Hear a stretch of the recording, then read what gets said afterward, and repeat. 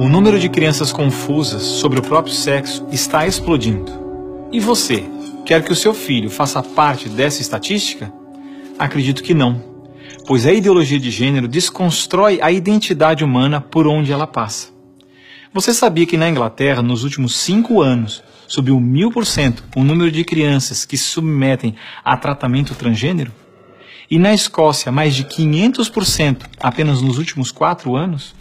Isso não é por acaso. O número de crianças confusas a respeito do próprio sexo está explodindo nos países que promovem a ideologia de gênero em suas escolas. E por que isso?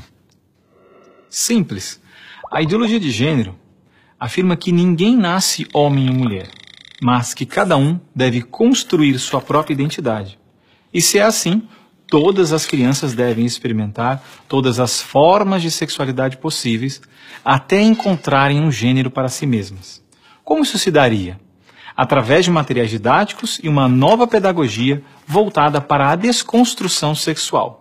Sim, ideias têm consequências, e as consequências da ideologia de gênero promovem exatamente esta confusão, fazendo nossas crianças duvidarem de si mesmas na sala de aula, ambiente onde os pais estão cada vez mais ausentes e onde as crianças estão em fase de natural imaturidade e questionamento.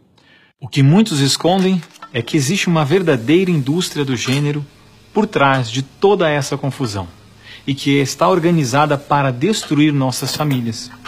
Com certeza você já ouviu na televisão alguém dizer que a família é uma instituição antiquada, que os tempos mudaram e que precisamos abrir a cabeça. É porque não estão conseguindo mudar a cabeça da população que a estratégia de promover a ideologia de gênero nas escolas se tornou tão urgente para eles. Foi por isso que em 2014, quando o Congresso votou a proposta de Plano Nacional de Educação, deputados e senadores retiraram todas as referências à ideologia de gênero do seu texto, respeitando assim a vontade expressa do povo brasileiro que rejeita essa ideologia. Em 2015, quando chegou a hora de se votar os planos estaduais e municipais de educação, o MEC, atropelando a decisão do Congresso, tentou impor silenciosamente o gênero aos estados e municípios. Depois que o gênero já havia sido rejeitado pelo Congresso, por meio da segunda Conferência Nacional de Educação, o CONAE 2014, o MEC produziu um documento que depois seria transmitido a todos os estados e municípios, definindo a questão do gênero como diretriz educativa, e ainda por cima, como se tivesse sido aprovado pelos deputados e senadores. A trapaça se encontra em inúmeras páginas do documento. Vamos dar apenas alguns exemplos. Na página 25, o MEC afirmava que a União, os estados e os municípios deveriam promover a diversidade de gênero. Veja, não estão falando em respeitar a diversidade de gênero, mas sim em promovê-la. Na página 36, você vai ler que os estados e municípios deveriam disseminar materiais pedagógicos que promovam a igualdade de gênero, orientação sexual e identidade de gênero. Na página 41, que estados e municípios deveriam desenvolver, garantir e executar anualmente nos sistemas de ensino fóruns de gênero. Na página 92, que estados e municípios deveriam ampliar os programas de formação dos professores sobre gênero, diversidade e orientação sexual.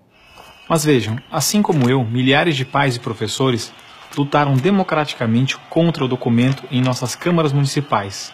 O movimento foi histórico e disse não a essa fraude. Cidade a cidade, a ideologia de gênero foi rejeitada dos planos de educação de quase todos os 6.000 municípios brasileiros. Era de se esperar que após essa imensa pressão popular, o governo desistisse dessa ideia de introduzir à força o ensino da ideologia de gênero nas escolas do Brasil. Mas não, o MEC colocou novamente as chamadas questões de gênero na Base Nacional Comum Curricular, um documento que se propõe a impor o conteúdo de aprendizagens consideradas essenciais para todos os alunos brasileiros. Se for aprovada, a base deverá ser implementada por todas as escolas do Brasil, não só na rede pública, mas também na rede privada. Na prática, o documento propõe os seguintes absurdos nas nossas escolas.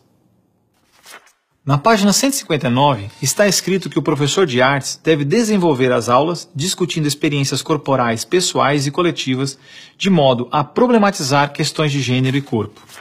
Na página 165, se volta a dizer que o professor de artes deve refletir sobre as experiências pessoais e coletivas desenvolvidas em aula, ou vivenciadas em outros contextos, de modo a problematizar questões de gênero, corpo e sexualidade. Na página 305, se estabelece que na área de ciências humanas, a diversidade de gênero deve ganhar especial destaque. E não para por aí. Na página 351, se estabelece que o professor de História coloca em destaque as temáticas voltadas para as questões de gênero.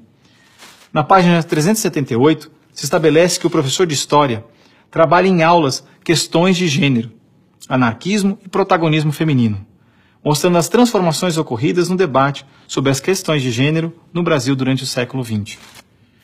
Vocês estão vendo?